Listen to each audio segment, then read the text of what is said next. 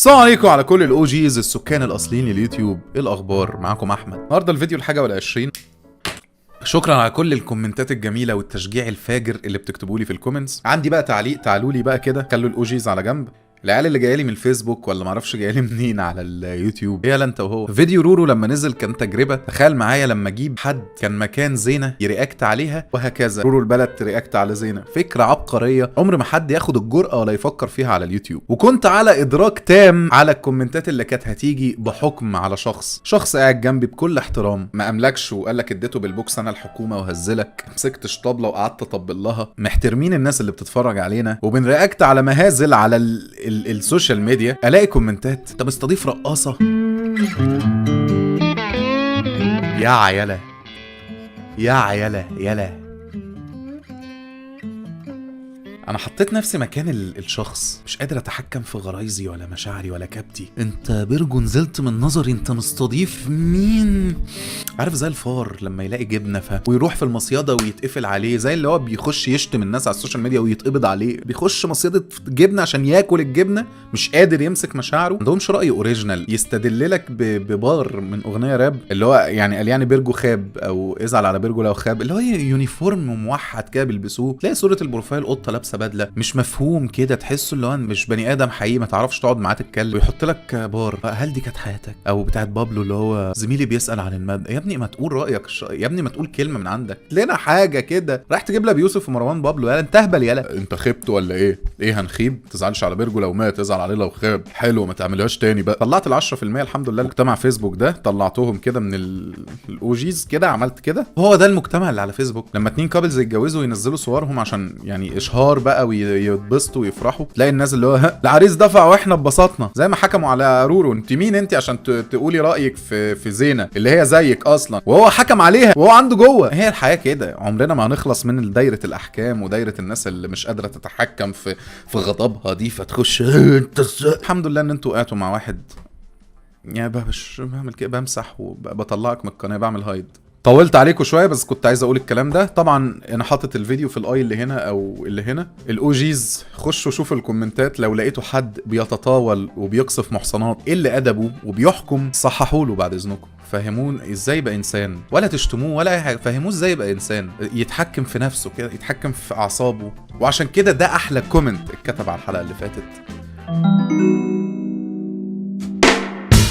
مين بقى دنيا فؤاد دي وايه اللي حصل؟ واحده طلعت قالت ان هي عندها كانسر، محتاجه تبرعات عشان حياتها تبقى بخير، وعندها بنت وعايزه تبقى في حضنها، والكلام بجد يخش قلب اي حد. الناس تعاطفت جدا وجمعت تبرعات ب4 مليون جنيه. والناس بعد كده اكتشفوا ان هي ما بتخفش ليه، هي مش عايزه تعمل العمليه اللي قالت عليها ليه. بعد كده يلاقوها في شقه جديده، راكبه عربيه جديده، التليفون بقى ايفون 17 برو ماكس. فاكتشفوا بتقول انها مريضه سرطان. كلام يوجع، الصوره مؤثره، بس البعض اتهمها انها بتحاول تخف باللايك والشير والتبرعات. القصه بدات بست بتقول انها بتحارب السرطان ومحتاجه دعم. ناس كتير صدقت، ومع فيديو واحد القصه انفجرت وبدات تجمع تبرعات. الفكره بقى ان تامر حسني دعمها، فاهم بقى صوتها وصل فين. وطبعا بعد الحركه دي جمعت فلوس اكتر واكتر، لحد ما اكتشفوا ان هي كان عندها المرض ده من 3 سنين واتعالجت منه وخفت. بس حست ان هي طب ما استغل الصور اللي معايا من 3 سنين وتنزلها وتقول قد ايه ان هي دلوقتي في اشد الحاجه لعمليه مهمه جدا عشان تعيش وتبقى مع بنتها. وهنا بقى بتلعب على مشاعر الناس بفيديوهات فيها عياط، وتحط اغاني من اللي كانوا بيحطوها لمرضى مستشفى 57 او مجدي يعقوب. بتصور لك بقى هي بتخرج بتعيط.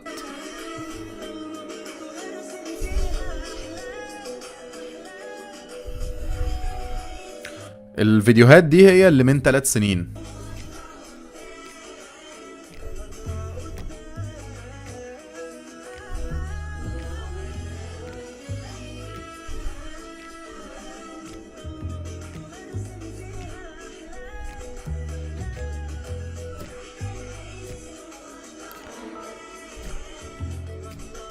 الحواجب دي مش متشالة، هي محطوط عليها مش عارف اسمها ايه، بلاشر ولا ميك اب. دي من ضمن الحاجات اللي الناس لاحظتها مع الحاجات اللي لاقوها بقى، اللي هو موبايلها بيتغير، عربيتها بقى جابت عربيه، سكنت في كومباوند. طبعا دي البوستات اللي كانت بتنزلها نفسي ارجع لبنتي واحضنها وانا بخير.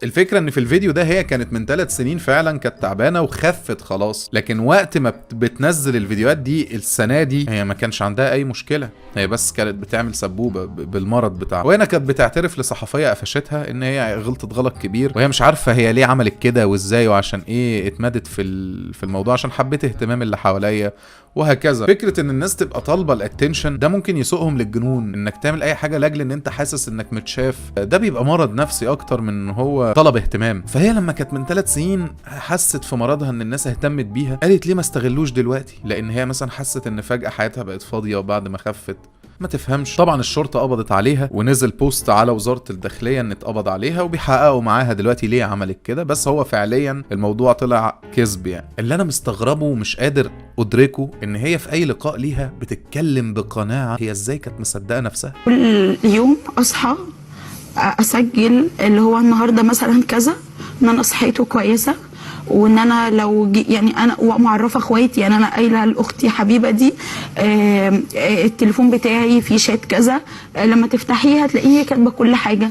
يعني انا كنت قايله ان انا لو يعني بعد عمر طويل يا رب لو ربنا افتكرني ان ما حدش فعلا يزعل بنتي، وانا كل حد بيشوفني صحابي اهلي اي حد ما حدش يزعلها، خلوا بالكم منها.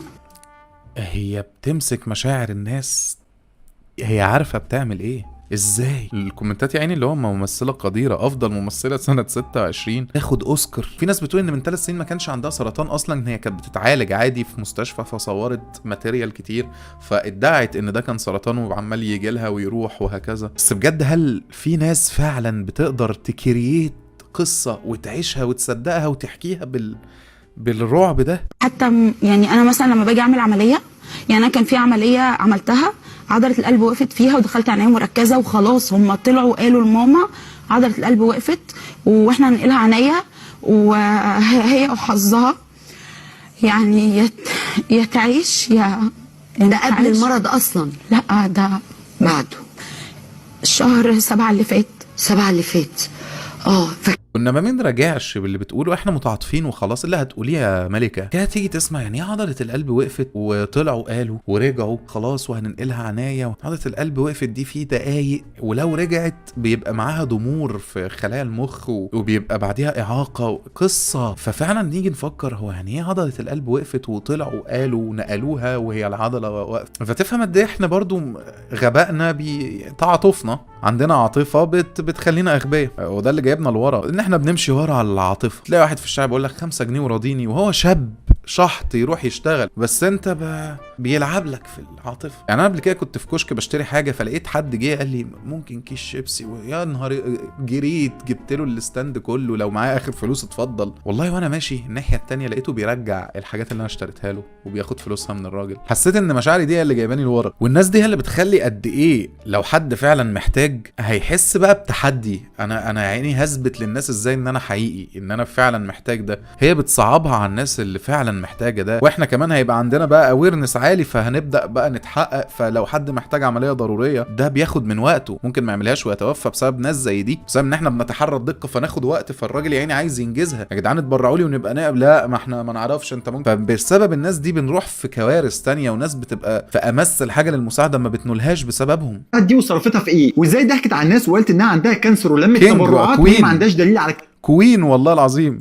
فستاني طب والحاجه دي معاكي في القصه دي ولا ايه؟ شفت فستان احلى من كده طب والحاجه دي مع مين؟ ياه بص الحاجه عيني مش مقتنعه بالتمثيليه دي. فستاني يا عيني مسنطره الحاجه، اللي هو بص انا هعمل ترند بص ياما انا هعمل ترند، بص للكاميرا اللي احنا بنعمل ايه، يلا نروح بقى. بجد الموضوع ده ضايقني جدا. ربنا يهدي الجميع، واي حد اهو درس لاي حد ناوي الاتنشن ياخده في حته زي يعني ماله الاتنشن في انك توريهم الاوتفيت تشيك، تقف كده تقول لهم تشيك ماي اوتفيت، تعمل لهم كده تقول لهم تشيك ماي اوتفيت. خد اتنشن ان انت دي عم تصاحب سوزي الاردنيه، خد اتنشن ان انت تستضيف رورو البلد في فيديو، خد اتنشن ان انت تعمل فيها مدعي فضيله وتخش تحكم على الناس. لكن اوعى تعمل اتنشن ان انت تدعي المرض، عشان دي بجد هتاثر في حد تاني. السوشيال ميديا فيها خلاص بقت الموضوع على الملأ كده، الموضوع بقى بجاحه كده. كانت الحاجات دي زمان بتحصل كده، اللي هو ايه، شخص خد فلوس الناس وهرب، شخص مثلا ادعى المرض بس بتبقى حاله. انما دلوقتي الموضوع بقى تامر حسني ادعى.